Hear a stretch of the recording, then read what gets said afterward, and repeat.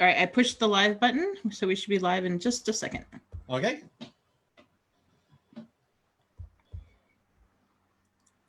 And we're live. So let me just get back to you. There we are. Hi, everyone. It's Sir Rithkin from Ontario, and I'm here with His Royal Majesty Daman of Artemisia, who I think is on his 4th reign. Is that right? That is correct. All right, good. I got that one right. Starting off good. First, I just want to thank you for agreeing to participate and allowing us your time and your energy and sharing part of your story with us. I really appreciate it. Absolutely. Thank you for asking me. I'm definitely honored. You've been doing an absolutely bang up, amazing, wonderful job. It's awesome what you're doing. This is great on the heels of your Duke's Duke hunt last year. Yeah. So this is a great way to virtually do it. Yeah, that was what it was supposed to be again, because I barely missed it last year. And then as soon as they canceled Great Western War this year, I was like, yeah, there's just absolutely no way. Right. So I think you're number 65, which is pretty amazing.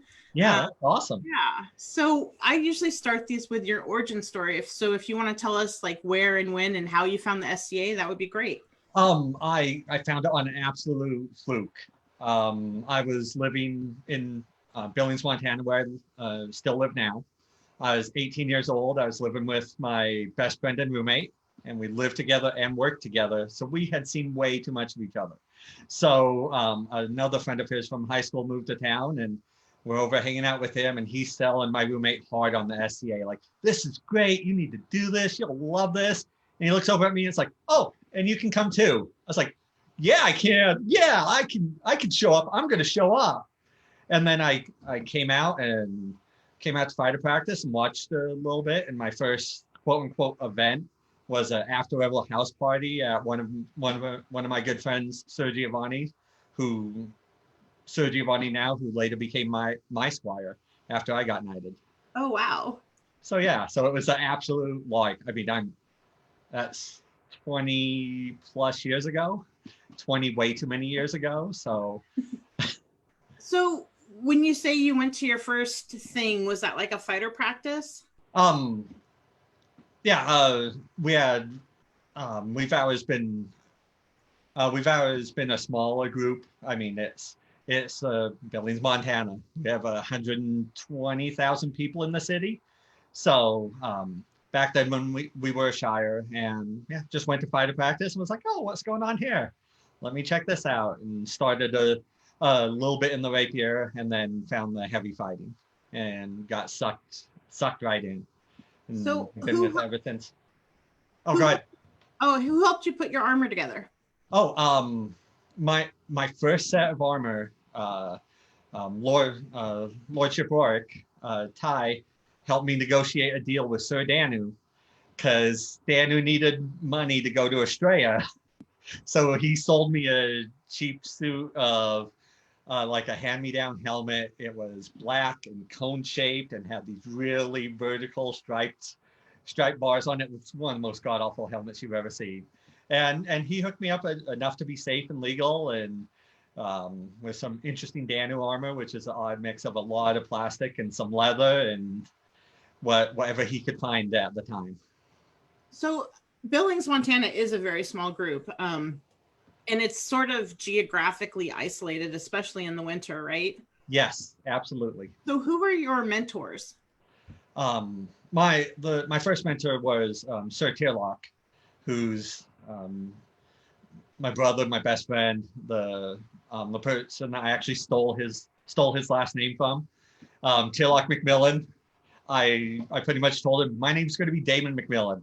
What? No, go be your own. No. I'm going to be your brother. This is how it is. And after a lot of relentless nagging and hassling and chasing, he's finally like, okay, you win.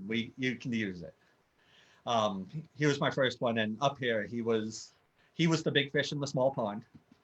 And as soon as we started getting out of the small pond of up here, we found Sean and His Grace Basil. And His Grace Basil is who I ended up getting man-at-arms squired, and he was my knight, and Sean was Tirlock's. Okay. Yeah. So Tilak's the guy who taught me spear and to be relentlessly aggressive, and just he's a big kid. He's an unguided missile. He's the guy that I ended up having to keep in check a lot because one of us was losing our tops when we shouldn't have, and what we just needed to pull each other back in. So when you started, were you fighting spear or were you fighting sword and shield? I was actually fighting glaive when I started. Okay. In the group, there was not a shield to be found. Wow. Right? We all fought mass weapons or Florentine or version of sword and Mardu was about as close to sword and shield as we got. I picked up spear the first time a couple months in when the Hood and Brahim and the Brotherhood came over for a practice. And I'd seen spear, but it was back in the rattan days. I picked it up, I was like, shoot, and the shot would go, whoa, yeah, I might hit here. I'm like, I'm not doing that. Give me my 7-foot glaive. I can control it.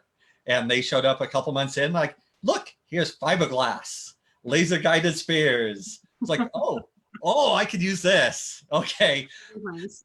Yeah, that I came in at the perfect time for the game changer. And that really changed SCA melee fighting for, I'd say it still does. So it helps that, you know, your roommates were into it too. How many practices did you guys have a week up there? When we were going heavy, 2 to 3 is as high as it got. But it's one of those, if we push too hard with the 4 or 5 people that we had, suddenly one guy would get hurt and the second guy would get hurt. And then it's like, oh, I'm fighting the same person all the time. Yeah, that's tough. So when were you introduced to Sword and Shield? I was introduced to Sword and Shield as something that I was highly recommended that I pick up at one of the regional practices with the Brotherhood. We had a knight who moved in up here, Sir Shannon Irontree. He moved up into Great Falls for, he was there for a year or so. And he's like, hey, I like you. I like what you're doing. You need to do this. I was like, I don't want to. No. Okay, I'll try it. So I picked up, I made a street sign shield and picked it up and was like, I'm going to make this work. It's going to happen. And then one of our other guys, Lord Ryan, picked up a shield. He's like, okay, let's try this. And we just kind of started banging it out and just had absolutely no clue what we were doing. Did you find that anything translated from mass weapons to sword and shield?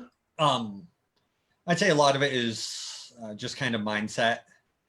Beating up on sword and shields and melees, I had an idea of what I didn't want to do. I was like, oh, because you're like, oh, I do this and this, and then I can kill them. I'm like, oh, never let someone do that to me. Right.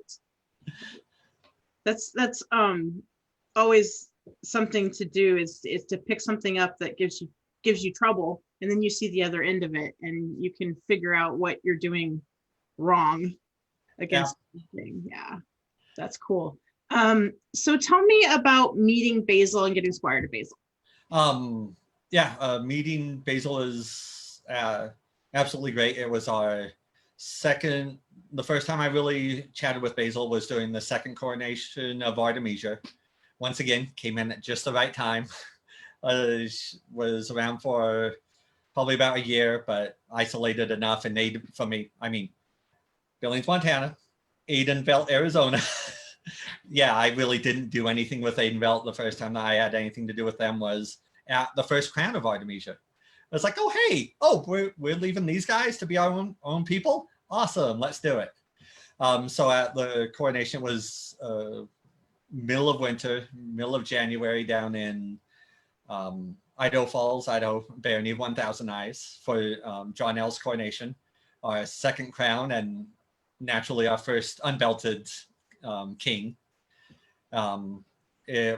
I was fighting in the Queen's List. Queen's List are unbelted fighters, weapon of choice. And at the same time, a King's List was going on, and that's a 5-weapon tourney, single loss elimination. And they were pulling fighters from the unbelted tourney to fight in the belted, to fight by fights in the belted, which was which is that was a great honor, and it was a huge thrill, especially back then. I mean, for me back then. I'm sure it's still a huge thrill now, or at least I hope. And the person that I got to fight in the spears was His Grace Sir Conrad von Crixen, who was the first knight of Artemisia. And he's, you know, His Grace Conrad, he's about 6'7", arms that reach here through the screen and could touch you wherever you are. Trust. Yeah, absolutely great guy. And I just happened to catch a nice move on him and killed him in the by fight. Nice. That made Basil's little fighter radar go beep, beep, beep. I need to know who you are. And we started hanging out, and he came up to Bozeman, the Shire of Silverkeep, the next weekend for our winter brawl event. It was back when things were wilder and we had less rules and oversight, especially in the north. So it was a 90-minute time bear pit with outside in between these 3 trees that was about 7 feet total distance. So if you were silly enough to try to fight spear in this tournament, you couldn't even be in the Eric and have the spear tip in the Eric at the same time. And it was no holds barred. If you push somebody out, you win. If you get them halfway out, they're out, you get a point, and the next guy comes charging in. So there are plenty of times you get somebody and you push them out, and you have to whip around before the next guy just pushes you right over. And ended up fighting with Basil and that. A bunch of guys came up, and that was the same day that I got my award of arms. And then me and Basil started talking, and I made a call to Sean, and I was like, "Hey, tell me about Basil," because Sean will tell you himself. He was absolutely Twitter-pated with Tierlock. Their love goes deep and strong, and so I hung out with Sean. So he's like, "Oh yeah, no, great, absolutely one of my best friends, great guy, do it." So Basil called me. He's like, "I want you to think about this." I was like, "Yes, let's do it." He's like, "No, I said think about it." I was like, "Thank you, Basil. I'm in." I thought about it. I've already been there. I'll pretend to think about it for another month or 2, and then we can exchange the belt. Right, exactly. Okay, you let me know when I'm done thinking about it, and we can get this started. Because we were hungry for knowledge. How far away did he live from you? He's about 5.5, 6 hours. Okay. I can either go all the way up into the Rocky Mountains on the main highway and cut through Butte and go down and have it be about 6.5. Or I could cut down kind of around the mountains on 2-lane road through West Yellowstone, which is dicey at best in the winter, and cut it down to about 5.5. Yeah, it's very interesting how isolated Montana is road-wise. I have a sister who lives in Bozeman, and you would think it would be easier, and it's not. Right, exactly. That's one of the reasons I don't get out to Ontario nearly as much, because I have to go through at least 2 of the major mountain passes. Yeah. And we're the 4th largest state, and I'm on the wrong side to go over there. Right. So, yeah. So tell me about how you guys did long distance learning. A lot of it was obviously over the phone, and a lot of it was just kind of soak up what you can in the little time that we had together. As I say, most of the stuff that Basil taught me was about being a knight, was the knightly aspects, the chivalry, the courtesy. Basil's one of the best examples of a knight that you'll find. He's one of the truest hearts. He's a great guy. And I came in established as a spearman, as a melee guy, a spearman mass weapon guy when I came into the household. And so anytime I got together with him, we'd soak it up. And thankfully, Sean liked the North, so he traveled up a lot. And whenever I could get a hold of Sean, I just grabbed him and soaked it up. Actually, the first time I worked with Sean fighting was at an event in Butte, about an hour and a half up on your side of Bozeman. Mm-hmm. And he was supposed to meet up with Tierlock there and work with Tierlock. And this is how naive and dumb we were about fighting back then.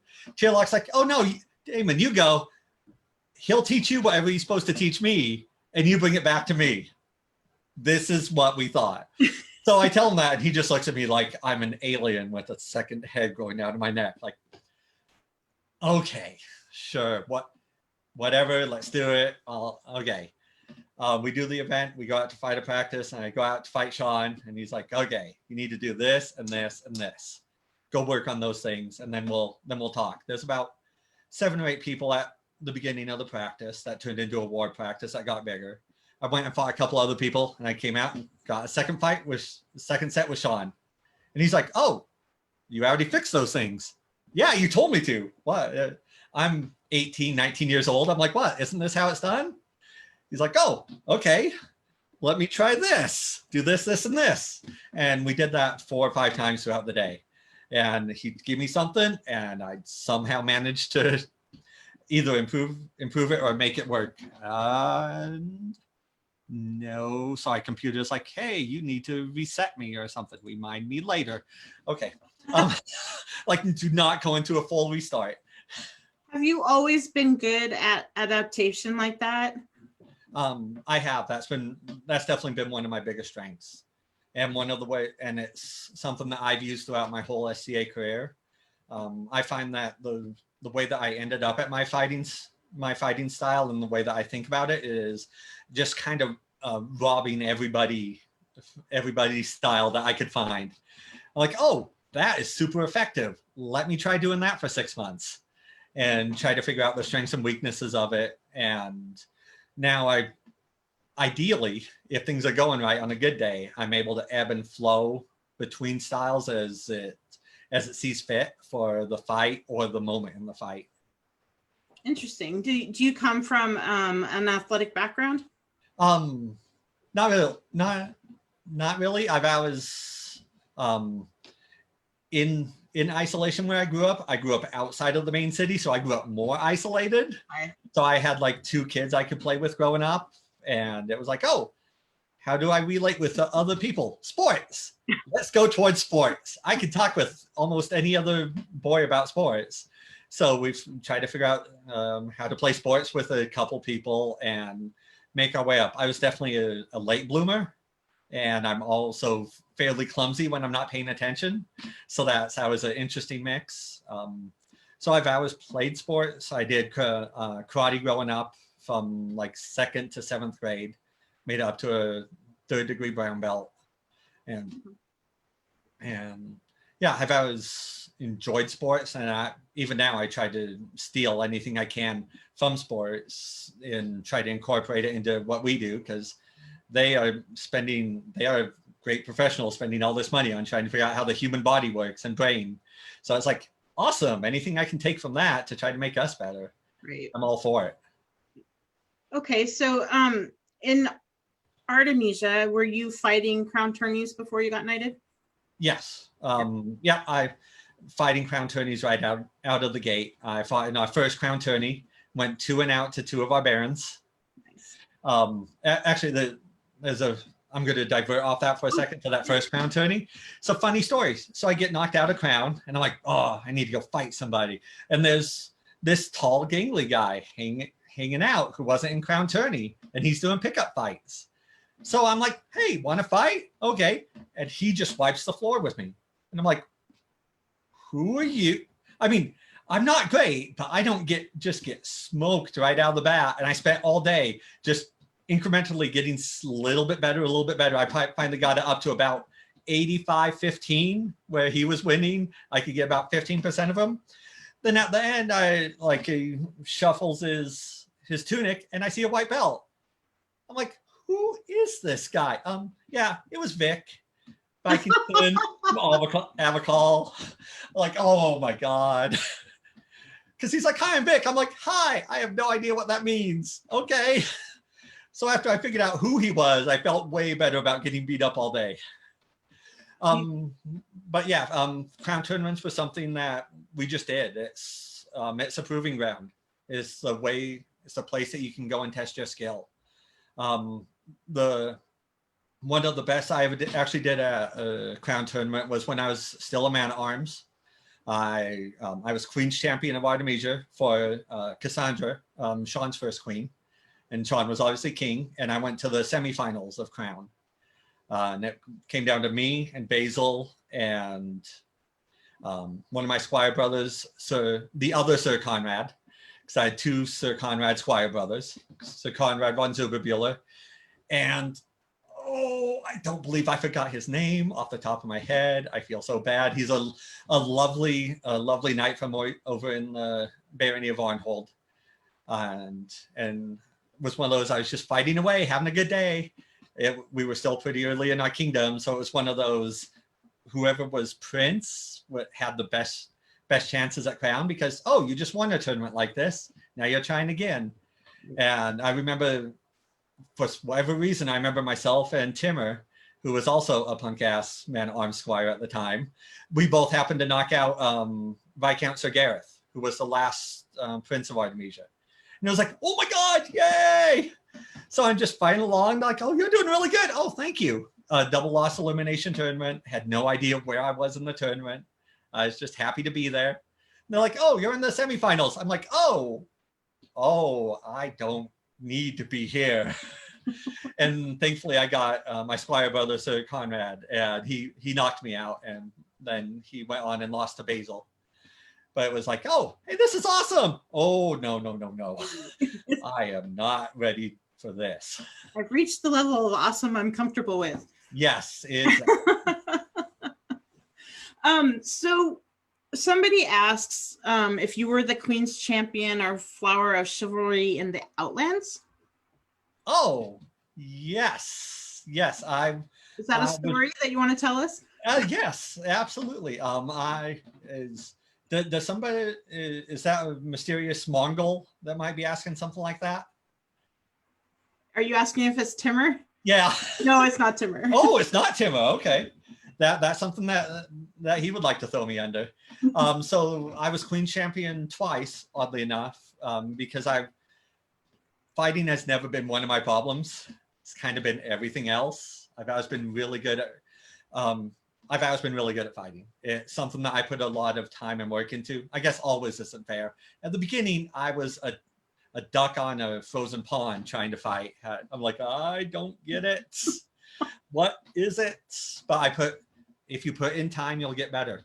And that was one of the things that bugs me. It's like, oh, you've always been so good. I'm like, okay, I've done this long enough. I've been good for a long time. But there was a lot of times I'm not good, and I'm okay with that. And that's made me better. So I was Queen's Champion for Her Grace Corin, also during one of Sean's reigns. I think it was their first reign together. And myself and Giovanni and Sean and Timur and Tiana all go over to the Outlands for coronation. And they have an open Queen Champion lists out there. And it's like, me and Tim were like, oh, fighting, let's go. It was for Conan and Eleanor were stepping up. Speaking of unbelted crowns. And we go over there and there's a pool, another, why isn't my brain working? I just said it earlier. Pool, two people go in, one person loses, next person comes in. Bear pit. Bear pit. Words are hard. They can be. Yes. So there's this giant bear pit, and we're going through and we're having a good time. And I have a pretty good run, and I get about 12, 15 in a row. And I'm like, okay, that was good. That was fun. It was kind of a cool bear pit because the thing that they did is they had Duke Melwood and Sean in the pit in armor, ready to fight. So if you guys lulled off or weren't fighting, they would just join the fight and beat up the unbelts in it, and then go back to their corners. Nice. I can't tell you the times I look out the corner of my eye, I see one of them coming, and I'm like, oh, I better kill this person now. Kill, get away. I'm alone, get away. I killed him, leave me alone. So we get done. So I get done in the bear pit, and I'm like, oh, I'm out. I didn't make top 5. I was just here to have some fun. Let's go. I go, and in one of my rare flowery moments, I say a very nice thing to Eleanor, and she thanks me for being in the bear pit. And we and I go off and I drop some of my stuff. And I'm like, okay, time to enjoy the rest of the day. And they go and they call the top 5 people. And I'm number 3 in the list. I had the 3rd most wins. I was like, or the second most wins. I was like, oh, how did that happen? I thought I was gone. So Sir Mavriki, Squire Mavriki at the time, was in the 5th spot. So he had to beat, he fought the number 4 guy and beat him, and then fought the number 3 guy and beat him. And then it was down to me and Mavriki. And I'm like, me and Mav are push, but the person who was in that 1st spot was a little left-handed fighter. And for some reason, as long as I've been fighting up here in Billings, Montana, we've always had left-handed fighters. It's just what we produce. It's been very frustrating over the years. I love them, but when fighting like this is more comfortable for me than my normal stance, it's like, come on, guys, just let me fight someone normal. That's all I want. I'm like, I have a real chance at this. So I get my Artemisians together. I'm like, what do I do? Am I pushing? And Sean's like, yeah, you're great. Go do it. Karn won't mind if you're someone else's Queen's champion at the same time. Sure. I was like, ah. And Sean walks away. And Timur and Tiana and Gio are like, no, this is a bad plan. No. I was like, okay, I'll go try it. We'll see what happens. Fighting's fighting. And I go out and Mavriki gets me the 1st fight. And I just cross him up the 2nd fight. I pump him to the right, pump him to the left, pump him back to the right. Next thing I know, his arms are crossed. And I was like, oh, and I get Mav in the 2nd fight. I was like, okay, all right, let's go. And I line up and they call Leon, and Mavriki throws this off body that just touches me in a sensitive fighter area. And I'm like, good, that's all I need. All I need is contact there, and I'm out. And Mavriki went on to win and has obviously been very successful. So then right after that, they have court. And they're talking, and I'm standing in the back of court. I'm like, okay, this was a fun experience. This was a good time. And Her Majesty Eleanor call forward Lord Daman. And I'm looking around like, there's another Daman here. This is awesome. I want to meet this guy. And they call him a 2nd time, the 3rd time. And I'm standing off on the side. I see Eleanor looking, and she looks, and she points at me and tells me to come here. I'm like, oh, me, Lord Daman. Okay. I'm like, I'm in the Outlands. Why am I being called into court?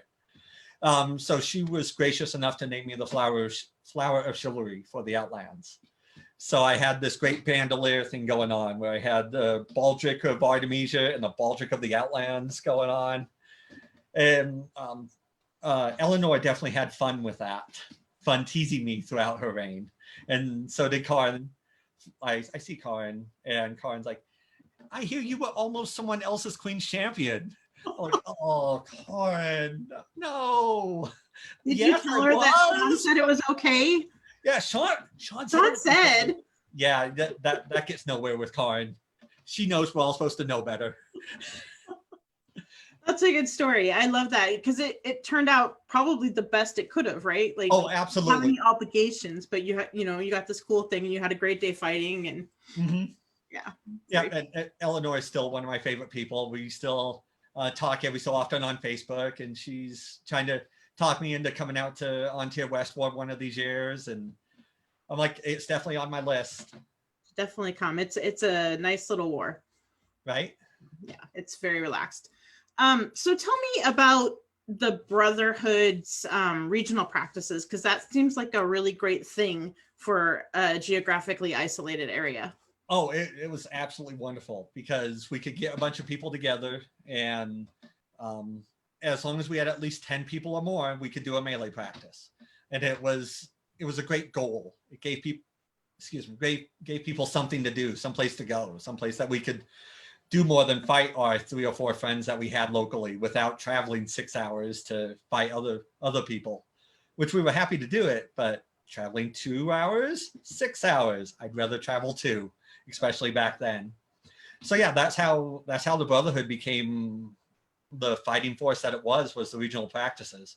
Without those, we would have just been some other fighting group that didn't know what they were doing, because there are a lot of fighting groups out there who don't know what they're doing. because they don't put in the time, because it takes time. You have to get reps, just like everything else in fighting with melee. You have to get reps, Well, and that's how we built our confidence. We built our confidence, and that's how a bunch of great fighters ended up coming out of that group, and several reigns in this kingdom and one in the Outlands came out of that group of people, because we're like, oh, we can do this. right. Even though we're isolated and we're way up here away from everybody, and we don't have the gifts of having Sean or Basil or Conrad there to help us out every week, we can still get better at fighting and get noticed and build a reputation. Yeah, I think regional practices for areas that are sort of geographically isolated or isolated population-wise is such a great thing, because you can have them rotate and nobody has to go too far. But, you know, every month or every 2 months or whatever you make it up, you get this great fighter practice, and you can pull people from other places too, right? Because you know you're going to have at least 10 or 12 people. Oh, absolutely. Yeah. So absolutely. It was like, okay, hey, we're going. Get in the truck. Get in the car. We'd shove five fighters in a little hatchback and just kind of be all huddled up with armor. Okay, let's go. So tell me about your knighting. Did you have a vigil, or was it a surprise? I did have a vigil. When I got sent on vigil, it was definitely a surprise. The person who knighted me was His Grace Ibrahim. Okay. Which is, that's cool. Yeah, I mean, brotherhood, right? Yeah, brotherhood. We're about the same age. We were both definitely the youngest guys in the group. There's definitely that age gap between us and the next group of guys. When I got sent, it was at a local 12th night, so it was once again top corner of the kingdom. I'm like, Brahim's not knighting me. They're not sending me. What? Okay, we're starting an event. Basil came up for it, because Basil comes up for 12 nights. He's a very supportive knight. That's something that he does. So we're there, and we get called up. I was the champion of the day in the tournament.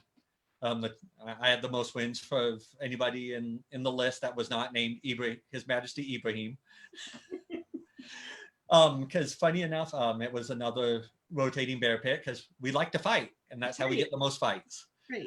Brahim actually was done with the list, and I made a push at the end and just jumped ahead of him, and he's like, no, you are not winning this, David. I'm the king. I'm doing this today. So he came back out and just went on a tear. So that was one of my favorite Squire things, was making people come back out onto the field. Because nice. They're like, oh, I got this. I'm like, no, you do not. I'm going to show you that there is still a challenge here. So that night at court, they call all the champions up, and Brahim grabs me and says, hey, hold up a sec. And I was like, oh, of course, Your Majesty, what can I do for you? And I take a knee, and my friends, Tierlock, Tier, others start talking about me in court, and I'm just looking at them like, what? Honestly, the thought that went through my head is, these people know and like me here. You don't need to sell me here. Like, why are we selling me to my own group? I mean, I think everyone knows who I am here. And then they call forward the knight. So I was like, oh, no. Yeah, no. And then he says that Estrella, he has a question for me, and he sends me off, and I was just in shock. And then a month and a half later at Estrella War, I got knighted on the field. Oh, fun. Yeah, that's at Estrella Mountain Park. After the Saturday of battles, I did a full vigil Friday night. Stayed up at least most of the night. I think I passed out a little bit around 5:30 or so, because it was one of those, like, I was still fairly naive. I'm like, oh no, I'll be up, I'll be moving, I'll be good. Why am I going to die of cold in the desert? A lesson that I still have trouble learning today is at night in the desert in February, it gets cold. I think I would know this by now. Yeah, it just sort of slips your mind, you know. You're right? Like, oh, we're going to the desert in February. It's going to be warm. I'm like, I had a high of 3 today. I'm going someplace that's going to be 70. It will be better. Oh no, I'm still freezing. Yeah. But my vigil was absolutely amazing. I had Tierlock run the door for me, so he was out there like at a club. Yes, I will get you on there. Nope. Oh yes, Your Grace, please come in. And just having a vigil at Estrella was still one of my favorite moments in the SCA, because so many people I know are in Artemisia, but so many are out in Ainbelt, Outlands, on Tyr, Kaid, West, all over. One part of being isolated in the kingdom is you have to go other places, because it's just as far for me to go to North Shield as it is for me to go to closer parts of my kingdom. Right. It might even be closer for you to go to North Shield. Oh yeah, no, definitely. Yeah. Definitely with some parts of my kingdom. Yeah, wow. So did you always want battlefield knighting? It was my best choice, but it wasn't one of those, I never knew what I wanted. Okay. Kind of a running theme for me is not knowing what I want until I'm in the middle of it. Like, oh, no, this was great. Let's do it. Making bold, blind choices is one of my strong suits. Because it's got me this far. So, right. Well, yeah. I mean, and if you don't have your heart set on something, just go all in and whatever you decide. Right. Right. The day that that weekend at Estrella, I'm much more outlandish and talkative now, but I'm a shy person by nature. And my brother Tierlock, he was the outlandish, everybody knew him. And we couldn't, Tierlock and Sean, never go someplace if you're hungry with them at an event. You won't make it. You'll just die of starvation before you get there. Because everybody comes up, oh, Sean, oh, Tierlock, let me talk to you. I'm like, it's only 2 or 3 minutes, but it's like 40 people. Right. We were interviewing my squire on Wednesday, and she's the same way. I'm like, hey, don't ever carpool with Inga, because you never, ever, ever leave. Yeah. Right. Yeah. So at that Australia, it was a flip. Everybody was coming up to talk to me, and Tierlock was getting like, can we just get food? Can we just go do something? Because one of the things that Sean taught us that we took from him is before your vigil, you go out and get fed fat, because you're not eating again. Right. So he took me down to Merchant's Row, got me 2 big steaks, fed me fat, and then it was bread and water from that evening through the night until I got knighted after the fighting that day. Because that's just how it is. Yeah, definitely. Did you get any cool regalia? I got the belt my belt and spurs were from my knight, and it was the night that the belt that he was knighted in. Oh, cool. He was smaller then when he got knighted than later, and I'm a pretty big guy by nature, but at the time a height disparity. Definitely a height disparity. I got the belt on, got it in the furthest hole, but I got it on. I was like, nope, this is happening. DeHood went out and bought a chain on Merchant's Row the first day he was there and fought with it all during Estrella. And then that's the chain that I was knighted in. Very cool. Very cool.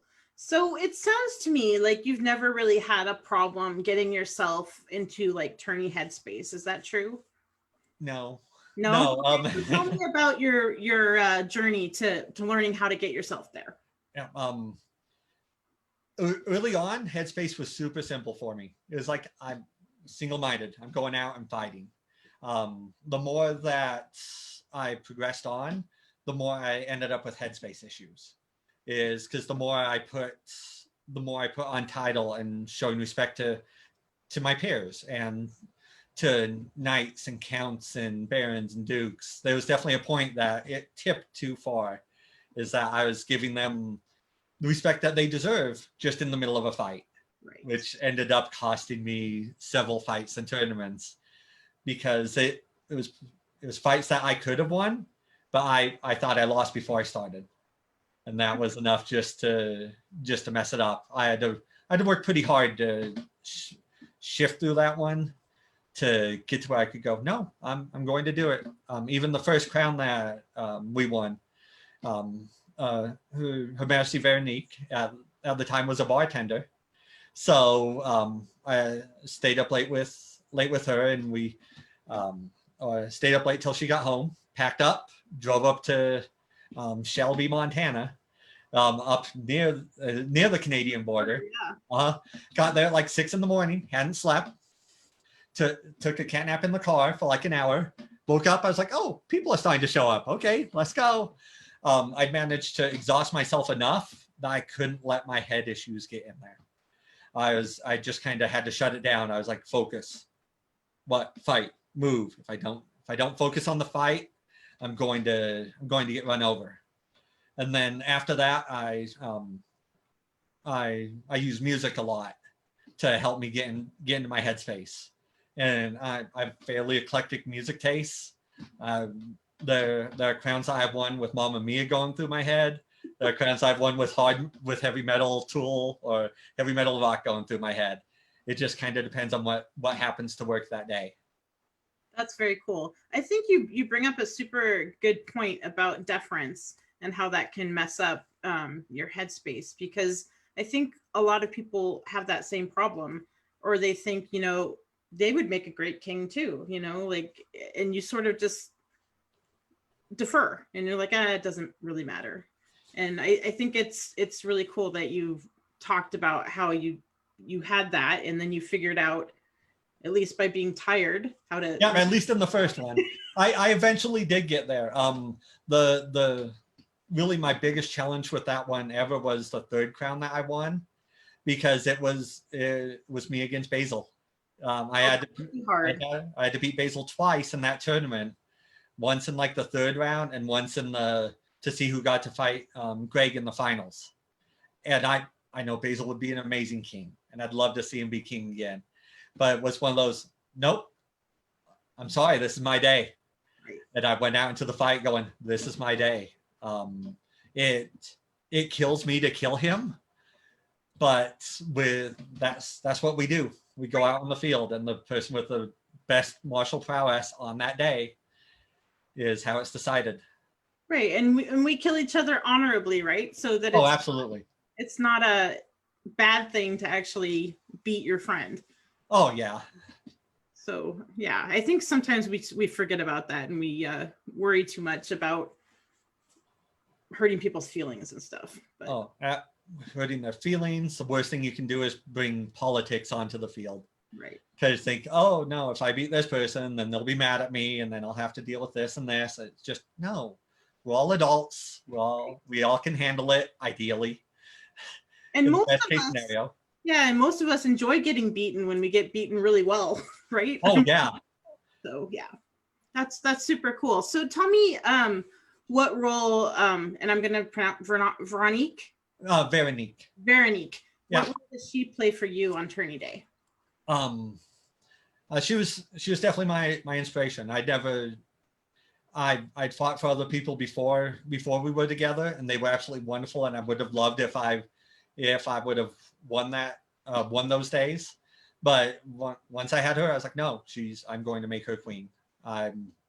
This is something I want to do. This is something I want to share with her. And she's definitely my inspiration. On the day, she's there for me for anything that I need, but she has no real assigned role. When I show up to a tourney, I'm like, hi, y'all are my friends, but I'm going to put on some music and put on some armor and just try to stay as locked in as I can throughout the day. So she's there with water or snacks or whatever I need, and she's always very attentive. But she's just like, yeah, as she puts it, she's there for the ride. She's like, I didn't do anything. I'm like, no, you did plenty. When in the middle of a fight, when I can look over at you and go, calm down, we can do this. We can do this. Let's go. Because the most interesting one was the second crown that we won, because we'd found out that she was pregnant with Coraline, like a month or two before. So I'm going into crown like, I want to be a duke. I would love to be crowned again. I'd love to make her a duchess. Is it a really bad idea to do that while having our first and only child, as we know now, but our first child? Like, this is one of those blind ambition. Let's just go for it and make it happen that I was talking about earlier. It was definitely one of those. I was fighting. I was having a decent day.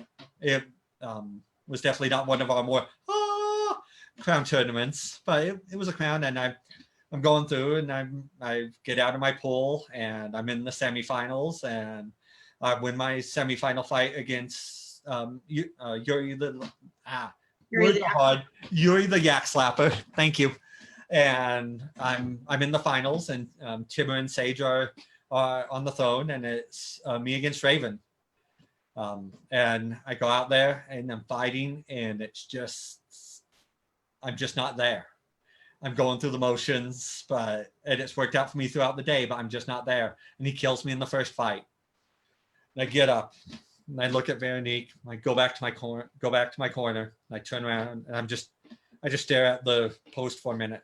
I was like, nope, sorry, Raven, you're not winning crown today. Okay, let's do it.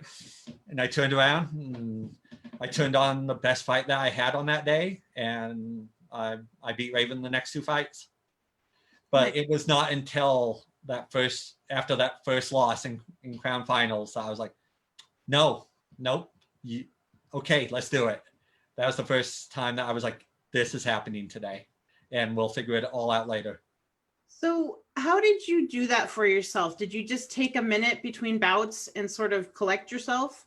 Yeah. Okay. Yeah, I just took that minute. I haven't really talked to anybody else about what they saw during that moment. I know that Veronique, as she famously said, stopped breathing as soon as I fell down that first fight. Like, you can't do that to me. I'm like, wasn't my choice. He won the fight. I fell over. But it was just one of those, like, no, we can do this. It's just one of those confidence in myself, Veronique, the household. It's like the house will help us. Our friends are here for us. We can do this. This is not a bad idea. We can do this. And I believe I'm trying to think, because Sean and Nisa were on the thrones, and Quentin's a teenager now. Yes. So right, exactly. I'm too old to have my friends having kids that are this old, or too young. So they had a baby with them that they just had before they stepped up, and it's like, they can do it. We can do it. Come on, let's go. And it was just one of those, I need to lock back. I was just able to click it over and lock back in. It's actually one of the best times when you have kids, because the baby's in the bucket and everybody loves babies. So it's easy to, so good for you.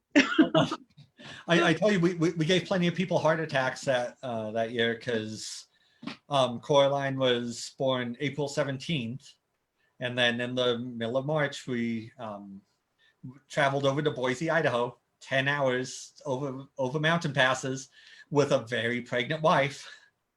That they're like, no, we'll be fine. We can do this.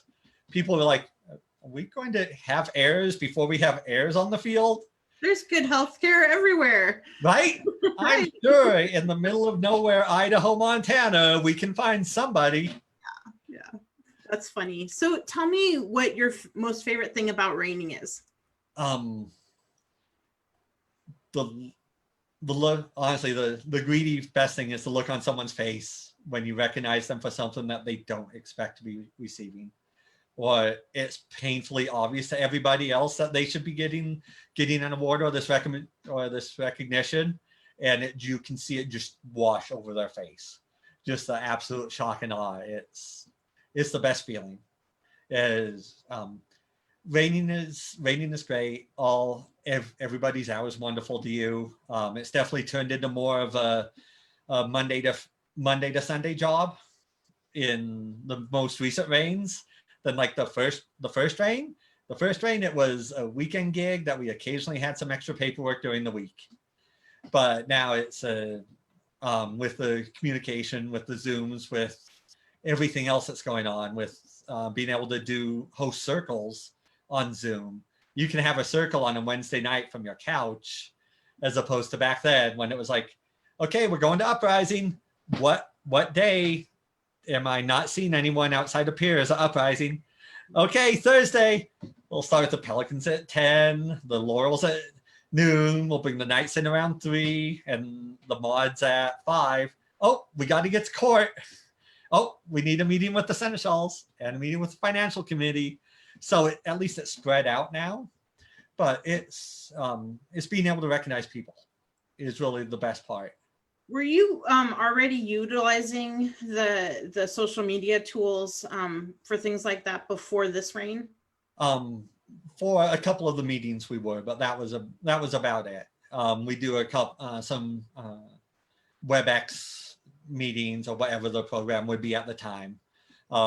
Mostly not video. Mostly just an intercom phone call to try to talk to the groups, and that came about in the third reign for us. So I'm not sure exactly when it's taken steam in the kingdom. I'd probably say about 5 years ago. But it's we've all definitely had a steep learning curve since March. Definitely. And yeah, we were talking before we went live about how impressed I've been with how engaged you and now that you said it, I'm going to say it wrong every time. Very unique. I go with very unique. Okay, very unique. You and nailed it. Have been engaged with your populace and your online courts, and you guys have had so many online events. It's been really amazing and special. I think you guys have done such a great job at maximizing the good parts of the SPA through social media. And if you could just tell everyone sort of how you guys do it and the people that help you. And we kind of do. We got drug into it because we had to, honestly. Because all of this hit literally the Thursday before our coronation. Wow. The Thursday I'm at work. I'm stealing any time I have to get on my phone and send messenger. I have a phone call in my earpiece in my ear while I'm doing my job. Like, yes, I am working here. No, I'm not. I got everything done, but it was not nearly as efficient as it should have been. And we were like, what, do we cancel? Do we not? What do we do? Do we just go outside? And then our event canceled. I mean, our venue called the autocrat and said, nope, we're shutting up the doors. We're not opening the doors tomorrow for the foreseeable future. And we were like, oh, okay, I guess we're not having coronation this weekend. And then a month later, we had a very small non-online coronation because we just weren't sure what we were not sure what we were going to do yet, right, or how to take a very throwback medieval society into a computer, right, because that's not something I ever thought we'd have to do. So like even when we had our coronation, it was the people that needed to be there, us, Lachlan Vigdis, our Seneschal, maybe a couple other people on the call. Honestly, it seems like forever ago at this point, so I can't remember who all was there, but it was one of those like, hi, and we're stepping up with our with the Prince and Princess hats, which even 6 months later, we still have the Prince and Princess hats. I'm sitting in the Princess chair right now, because even throughout the reign, we have not physically had our hands on the regalia because. Well, it's far. They're in Salt Lake, right? Yeah. Yeah. Yeah. I get pictures of them every so often from Timmer. He's snuggling in the box somewhere. Like, I have your crown. Thank you, Timmer. Ever so helpful. Yeah. I can see him doing that. Look, I have your crown. Right. Fiametta's been an absolute godsend.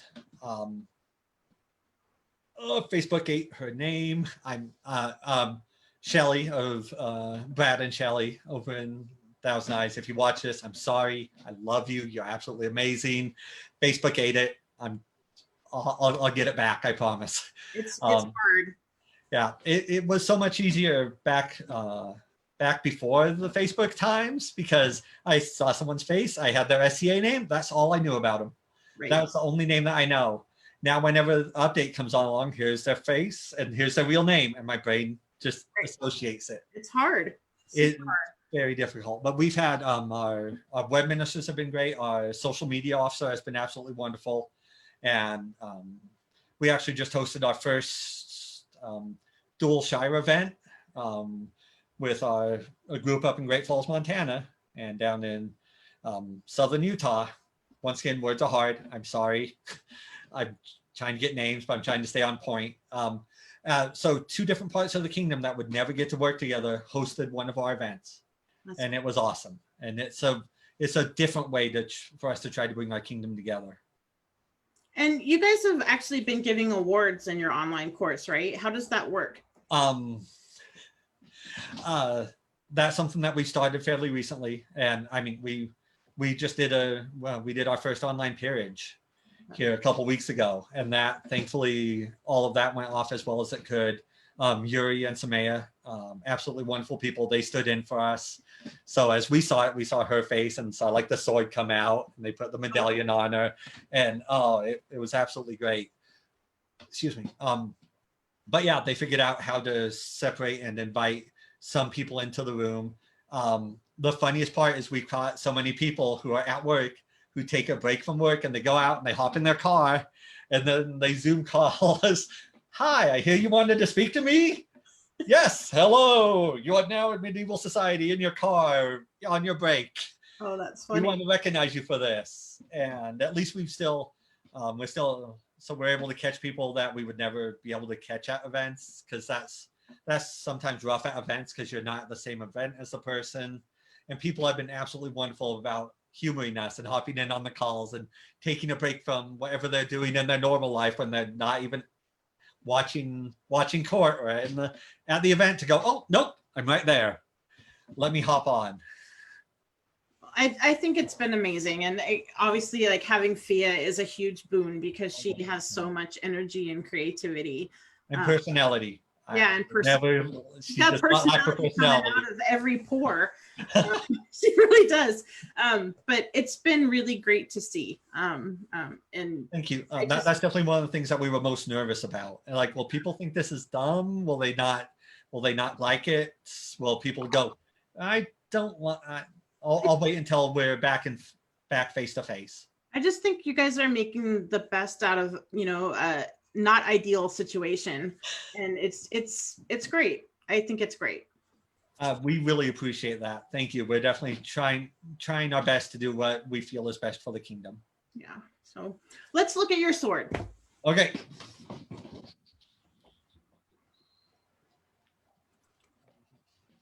I fight with two different versions. They're pretty similar, but standard 36 inch and 3/8. Inch and a quarter after I switched to the plastic basket hilt just wasn't quite enough. If I get a nice 1 3/8, that's just about ideal. I normally don't fight with a stabbing tip. When I do, it's my other sword here, I'll usually cut it down to about 34 inches and then add the stabbing tip to still get back to that 36-inch length. I've played anywhere from 33 to 30. Well, when I started fighting Sword and Shield, it was 42 because I was a crazy person then. And I was like, oh, I fight mass weapons. I want to be way over here when I hit you. That's great. I didn't hit a lot of people, so it didn't do a lot of good. So yeah, 36 inches with a basket and a lanyard. I'll generally, I like writing stuff on my sword itself. This one says King of Artemisia. Awesome. I'll put something inspirational sometimes. Yep, on this one on the inside, on one side I wrote Coraline, which is our lovely daughter, and upside down Veronique on the other side. Nice. Just to remember what's important to me, and that's them. Very cool. So yeah, those are my nothing crazy on the swords, nothing too outlandish. You don't use a trigger? Have you ever tried a trigger? I have. It just seems to kind of get in my way. It seems to muck me up a little bit. I end up using those 3 fingers a lot, and using my last 2 fingers at the very end for that last snap. And sometimes it's just right at the edge, and I loosen up I I apparently loosen up my grip more that when I have a trigger, I lose that. Yes. So I end up getting away from them. Yeah, sometimes the trigger catches the top fingers before you get to, before I do anything, I'm like, never mind. That was here. Let me flat hit you on the side of the head because my hand got all mucked up and turned around. Like, please don't take that. Cool. Thank you. All right, so let's do the final 10. What event have you never gone to that you would like to go to?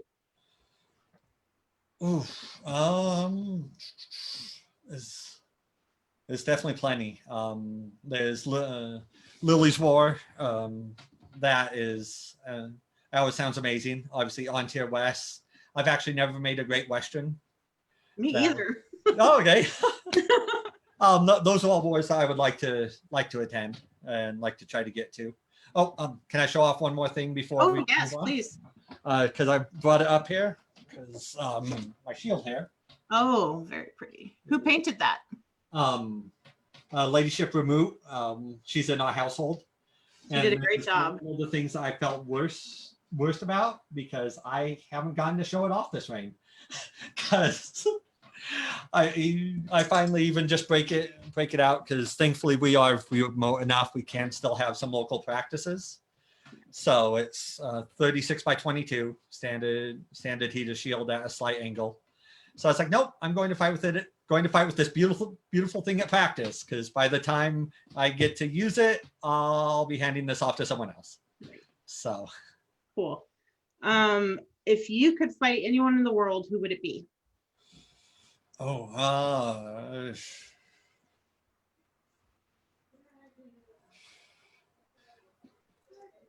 probably have to go back to one of my favorite fighters that I haven't gotten to fight in way too long. Is someone you're very familiar with, His Grace Sven, who I've had one of those fighter crushes on for most of my SCA career.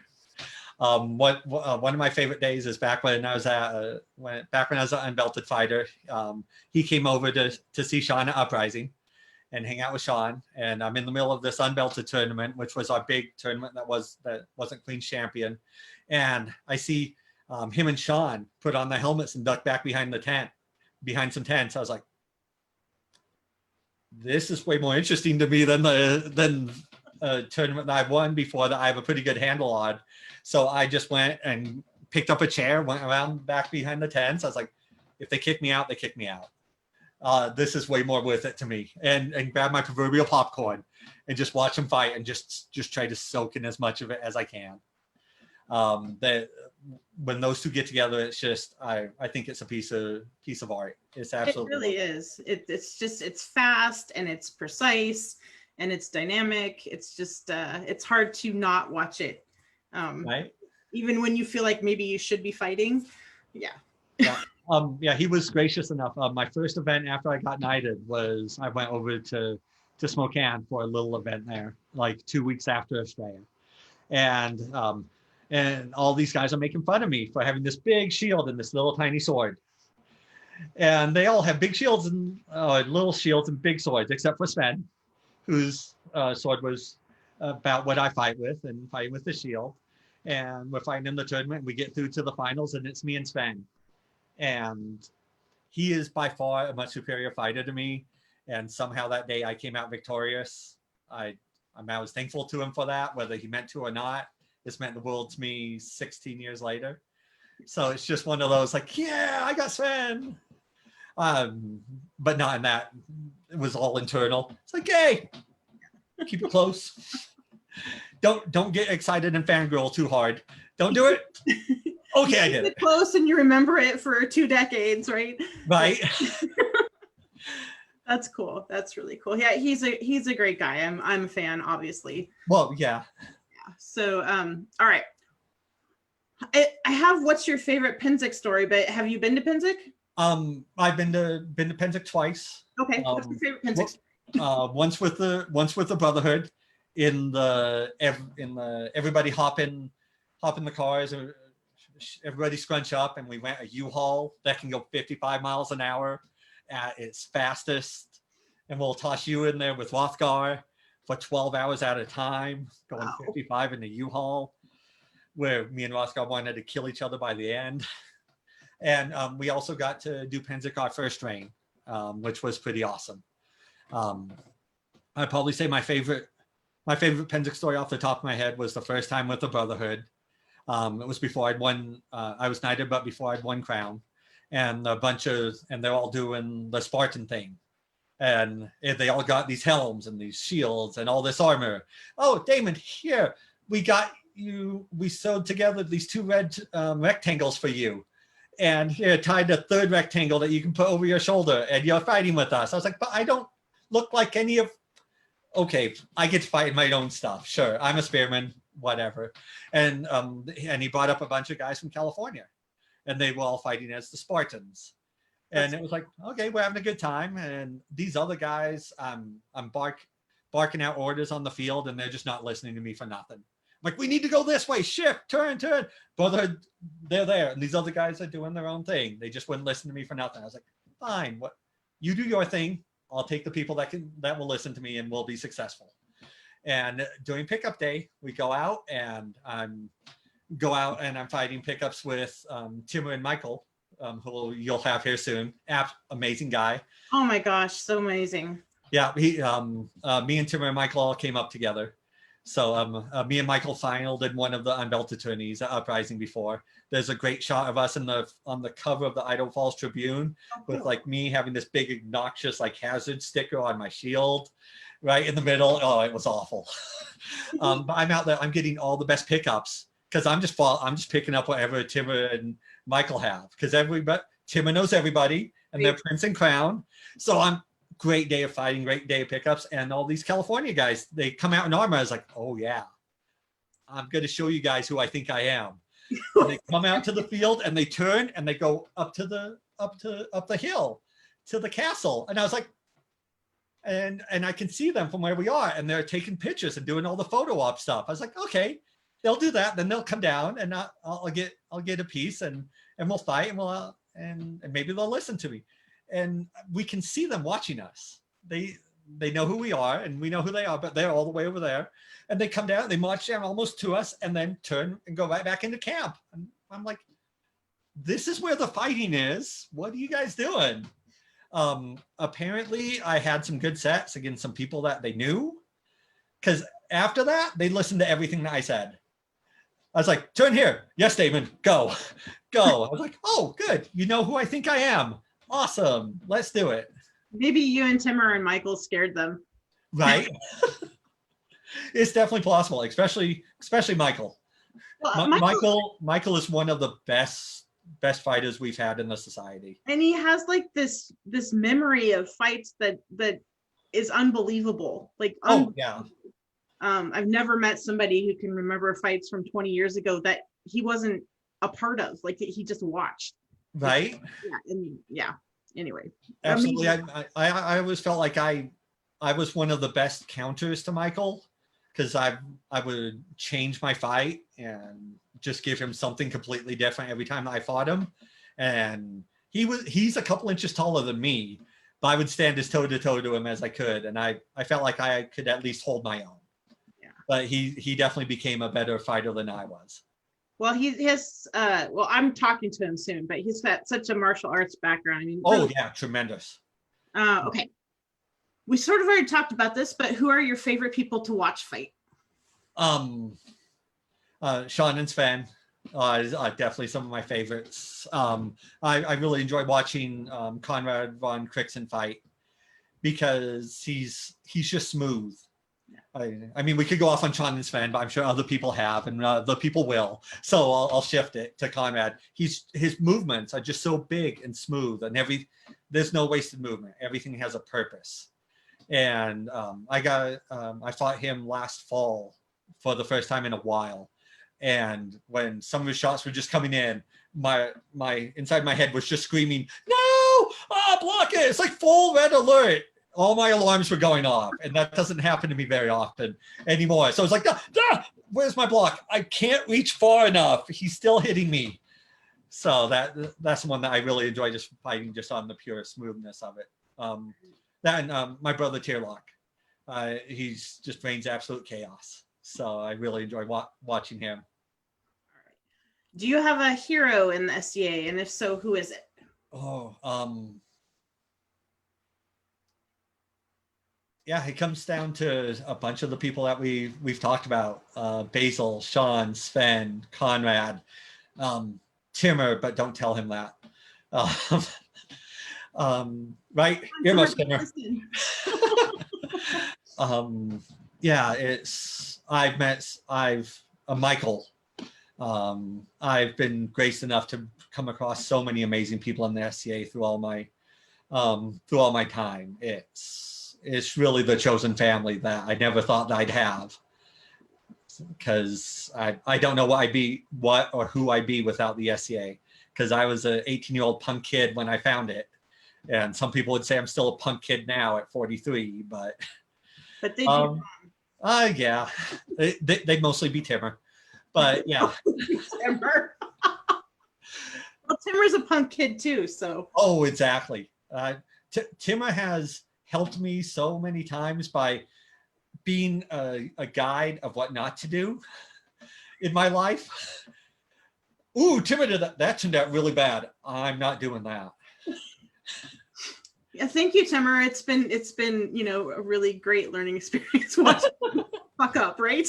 Oh yeah, it's definitely been fun. He keeps it interesting. That's funny. Okay, if you had to recommend one event in your kingdom for someone out of kingdom to go to, which one would it be? Oh,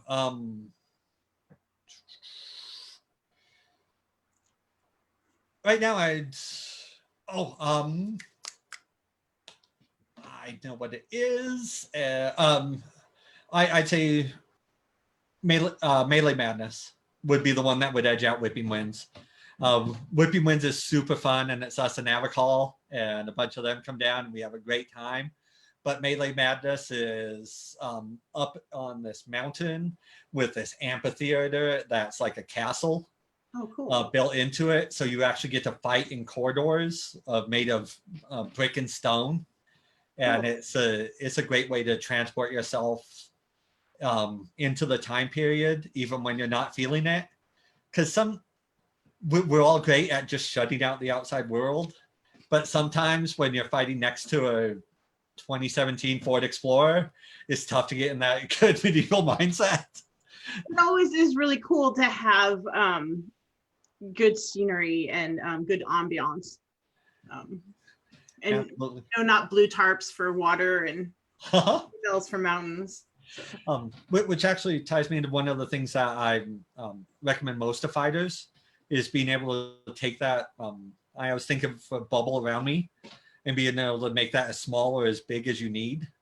When you're talking in court or at a melee or just at an event in general, feel free to make that as large as you can. But when you're in a fight, when you're going one-on-one with someone, you just need to bring that down to just you and them, and just not care about what's going on beyond that. Because the more you focus on them, the better fight you'll give them, and give them the fight that they deserve, as opposed to worrying about someone in your peripheral who spilled some water on their tunic or something. That doesn't matter in your fight. Yeah, that's such a great mental concept. I call that like the searchlight. Yeah, it's a bubble work too. But yeah, that's such a great mental tool that people don't talk about very much. So thank you. Oh, thank you. I don't hear a lot of people talk about it either, which is why that was one of the things I thought might be interesting while we talked. I think it's super interesting, and I hope other people have a frame of reference to understand the bubble analogy, because it really, especially in tournament fighting, to be able to shrink your bubble to what you're doing and not worry about the crowd is such a huge thing. Oh yeah, especially in crowns, because it does mean more. It is more responsibility, but you have to, if you're going to win crown tournament, you need to be able to turn that all off. It's just like any big sporting event, any big game, is that when you're in the Super Bowl, and if you're busy looking at all the banners and thinking about the millions of people watching you, you're not going to do well. But if you just worry about what you're doing and what you've done millions of times in the backyard or at the local practice, just do on your pal what you do, and do it against your opponent, you'll be fine. Sorry, I totally tripped over that. No, I think it's a great concept, and I'm super glad you brought it up. All right. So what book do you think everyone on the path to knighthood should read? Oh,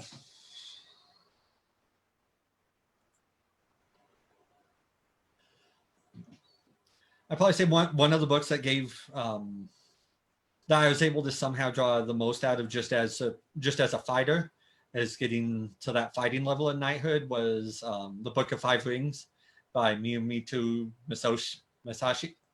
Y'all know who it is. I know I'm slaughtering his name. Oh, no. You did good.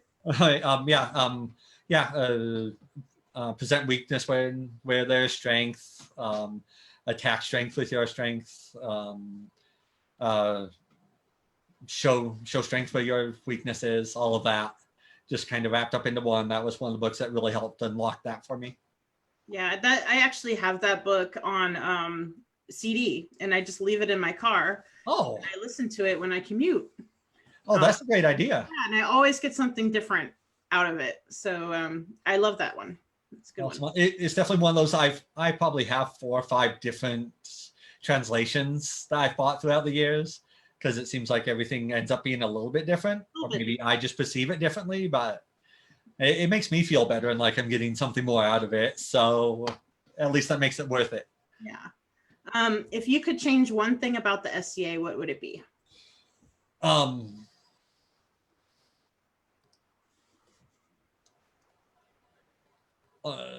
Honestly, just like most of society, I'd like to get rid of that small percentage of people who are here for the wrong reasons, who are here to be jerks and bullies and exclude and get their way no matter what it takes, or who they have to step on or yell at to get it. If we could get rid of them, if I could just go to an event and not have to worry about not the people that I know, but the people that I don't know, somebody being a complete jerk. If I could do that in my everyday life, I'd love that too. But I find that percentage of the jerk people is way smaller in the SCA, I find, as opposed to real life. If they would just go find something else to do, that would make my life so much happier. And just, I think, I want everybody to have a good time. I want everybody to come and get something out of it, whatever that may be. Because, I mean, the fighting is 10% of the population. Right. I mean, that's a very small percentage. There's a lot that we do. And whatever I could do to help them to have a better time, I would love to be able to do that. Good answer. Okay. What is your favorite in-kingdom tradition? Born on the list field, sang during Knightings. Yeah, I'm getting better. I'm trying to. When you have a voice like mine, singing is not one of the things that you should do. But I definitely, I really enjoy singing in a group, and I love that that's one of the traditions that has held on. And the brothers Sam and Abe really kept it going for a while, but Sean has really stepped up and has a great edition of it. I heard him the first time that he sang it for somebody, because we were in a car going to an event, and we're just driving at about that 4-hour mark, and he's like, "Hey, I want to try something here. Tell me what you think." And he just belted it out, and it was great. And I was one of those moments, if I haven't gotten choked up in the ceremony already, that's the moment that gets me. Yeah, it is super special, especially that everybody does it.